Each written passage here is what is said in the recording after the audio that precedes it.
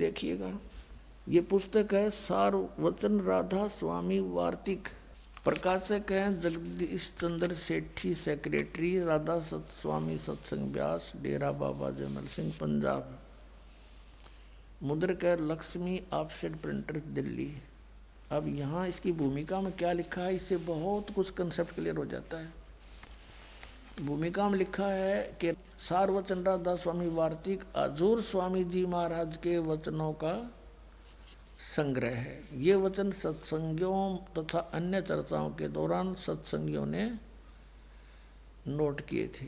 1902 से आज तक 110 वर्ष हो गए ये अड़ंगा पढ़ता ने, इन बुद्धिमानों ने इन्हें नहीं बेरा यू के कहना चाहे, खख भी नहीं पता इस विद्यालय को। अब देखना, अब कौन है वो स्वामी जी जिसके सत्संगों का संग्रह है ये? स्वामी जी महाराज का शुभ नाम सेठ शिवदयाल सिंह जी था। आपने 25 अगस्त 1818 में आगरा शहर में जन्म लिया। आपके पिताजी का नाम सेठ दिलवाली सिंह जी तथा माता जी का नाम महामाया जी था। आपके पूर्वज पंजाब के रहने वाले थे तथा घर में गुरु ग्रंथ साहिब का पाठ किया जाता था। आपके माता पिता हाथरस के प्रसिद्ध संत तुलसी साहिब के भक्त थे। स्वामी जी महाराज ने भी तुलसी साहिब की काफ़ी संगति की थी। बचपन से ही स्वामी जी महाराज का रुझान अध्यात्म की ओर था। आपने एक कमरे में बैठकर 17 वर्ष सूरत शब्द योग का अभ्यास किया। इवन सूरत शब्द का पता नहीं कि उडड़े डोएगा कान बंद करके आंख मूंद के। और सन 1861 में बसंत पंचमी के दिन खुले तौर पर आम सत्संग और सूरत शब्द योग का उपदेश शुरू किया। 17 साल डड़े डोके 1861 में इसने सत्संग किया। वो के वचन फरमाए वो दिखाता हूँ बाप। ये देखिएगा,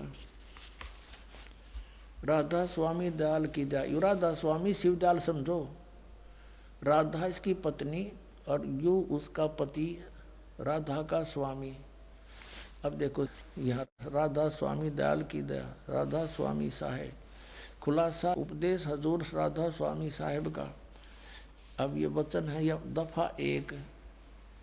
हम यहाँ पढ़ेंगे, सिर्फ काम इतना है कि इंसान यानी मनुष्य अपनी सूरत यानी रूह को अपने खजाने और निकास यानी मुकाम सतनाम और राधा स्वामी में पहुँचावे आगे लिखा। तो हमने ये कंसेप्ट क्लियर करना है कि ये सतनाम को यहाँ स्थान बोल रहे हैं और राधा स्वामी को भी मुकाम कहते हैं। उसके खजाने और निकास यानी मुकाम स्थान, मुकाम माने स्थान, सतनाम और राधा स्वामी में पहुँचावे। ठीक है, क्लियर हुआ। इन्होंने सतनाम को स्थान कहा है, ये देखना। और ये तीसरा वचन देखो, जितने आचार्य और महात्मा और अवतार और पैगंबर हर एक मजहब में हुए, सब अपने अभ्यास के जोर से अंतर में तरफ मुकाम असली के चले, असली स्थान की ओर चले। फिर और सिर्फ संत मंजिल 5वीं यानी सतनाम पर, या मंजिल सतनाम बता दी न।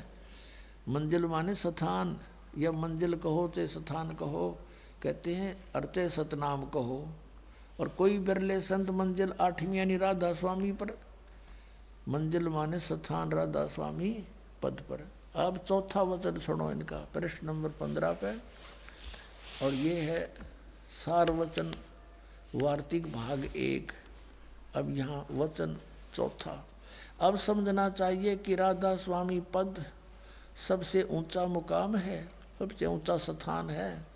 और यही नाम कुल मालिक और सच्चे साहिब और सच्चे खुदा का है, राधा स्वामी।